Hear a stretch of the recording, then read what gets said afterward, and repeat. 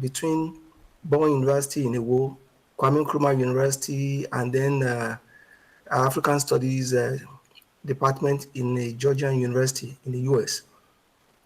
And I was asked to make a presentation. The journal emphatically, zero in on contemporary African Christianity. And as many of you know, that has not been my own field, But then it occurred to me that, okay, maybe this is the time for me to respond, to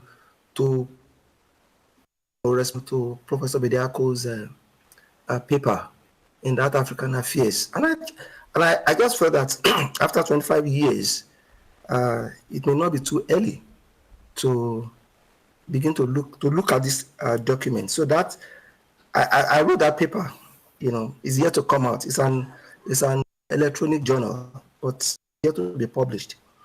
And I felt that, okay, then Abraham, discussed with me, about presenting something at Liverpool Hope, which I thought would take place in September.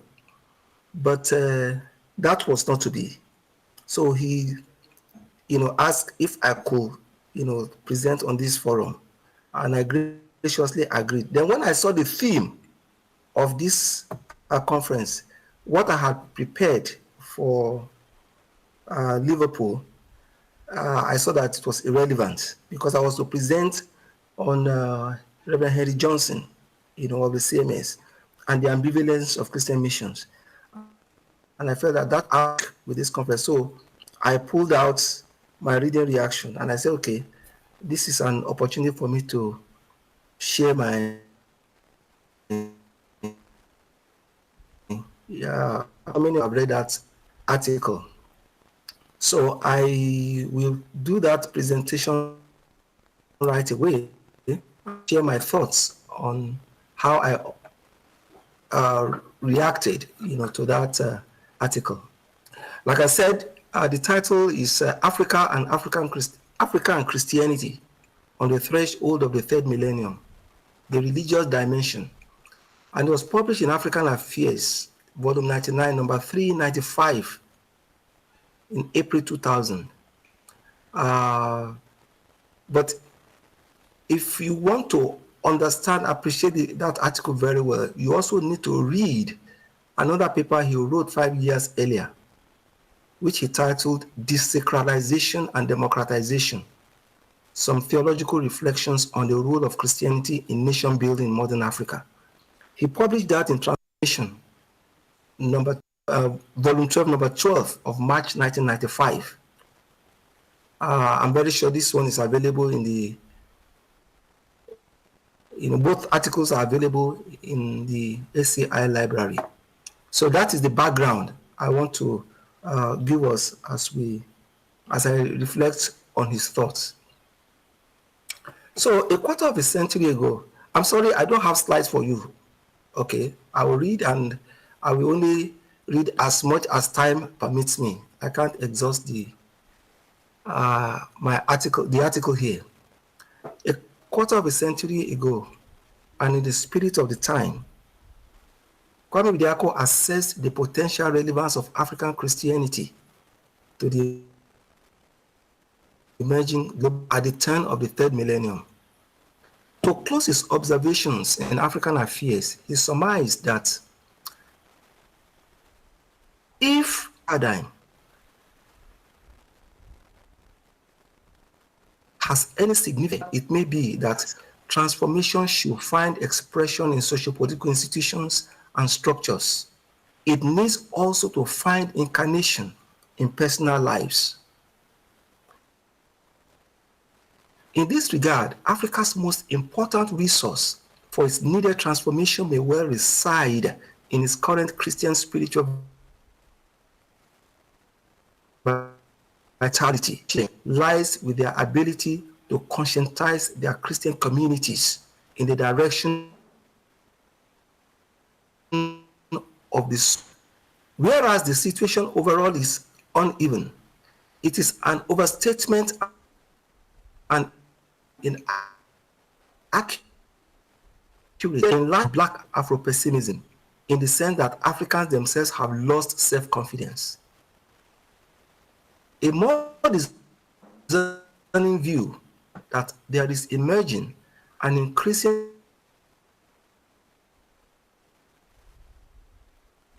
calling out its own resources, and that Africa's resources typically religious ones. 20th century, very few academics in the field of development studies reckon with the religious dimension of life in Africa when or preferring solutions to the social problems in its post-colonial era.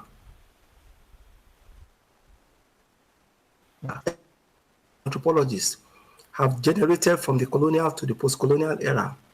This aspect of African life often receives a cold shoulder from the development analyst. The irony is that comparatively, analysts in the field of social give more attention to religion in their works on the social life of Africans than those in the field of humanities, but outside religious studies. However, if we plumb below the surface of supposed modern Africa, especially in moments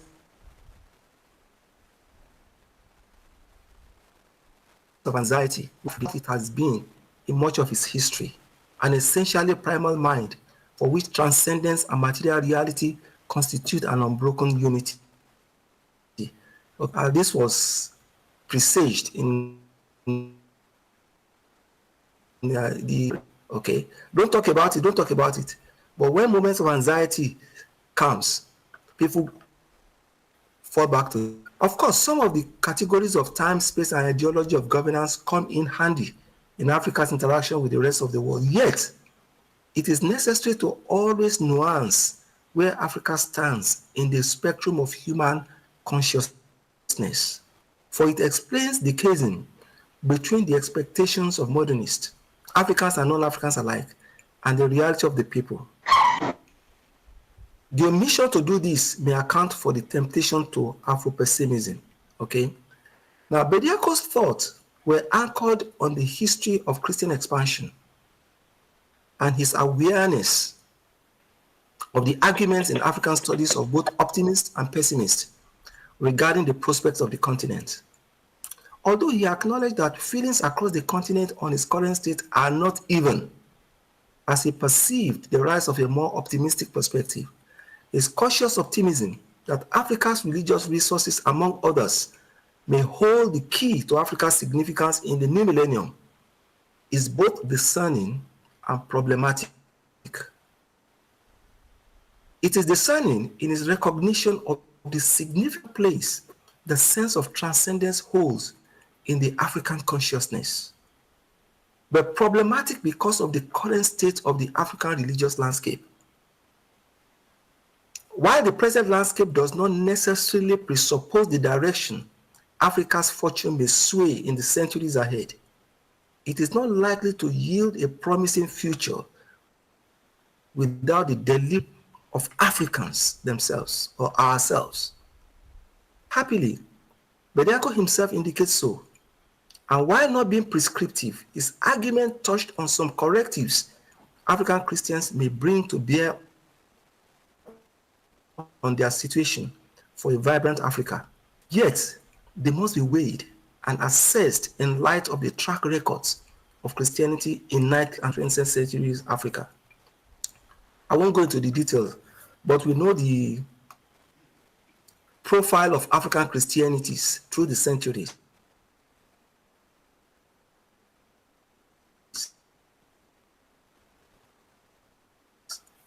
100 AD to 600 AD did not survive. It succumbed to the Islamic invasion of North Africa, and we happened about, I think, 694 AD, untimely, in sub-Saharan Africa. Between 1470s, okay, it could not sink roots in the environment of European trades and the excesses in slave trading and racial feelings towards African. Okay, it did not survive also except that it's Dutch reformer endorsing the apartheid ideology in the mid 20th century until 1982 when it was declared heresy. The sustained presence of Christianity on the continent came in the third phase with the birth of Protestant Christianity in Europe and its venturesome Africa, beginning from the closing decades of the 18th century. Born out of the vicissitude of European interest in the peoples and cultures of Africa, mission Christianity finally dug roots into African soil, to European Enlightenment education, the reduction of African languages into writing, the translation of the Bible into those languages, the promotion of a new African elite. It produced the AICs, which were an intuitive appropriation of a faith that caught the attention of African converts in the second decade of the century. As the significant in the 1970s, a new movement emerged among young Africans, now classified among Africa's new religious movements, the Africans. A broad view of their character shows that Africa's new religious movement are evangelicals, but different from their counterparts in the West.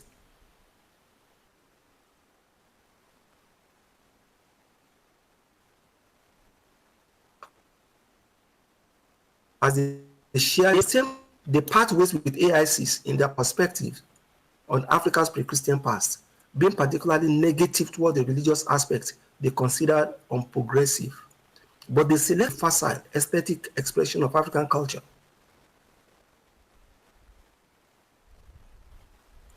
Now, Christian New has become the representative expression of Christian, exporting their brand of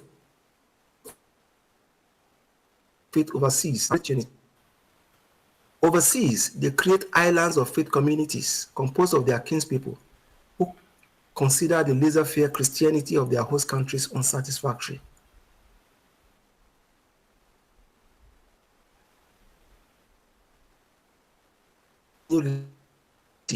While largely ignoring their soft underbelly, ranging from lack of accountability to indulgence in the sensational and the bizarre, tethered to the Western academic tradition that has no place for value judgment in the study of marginal peoples and movements. Contemporary academic study of the movement cannot serve corrective purposes to draw out from them long-term values for the continent. And because that is taking place, we see now that the victims of this movement, they are now calling out, the preachers in the social media. Some of them are having a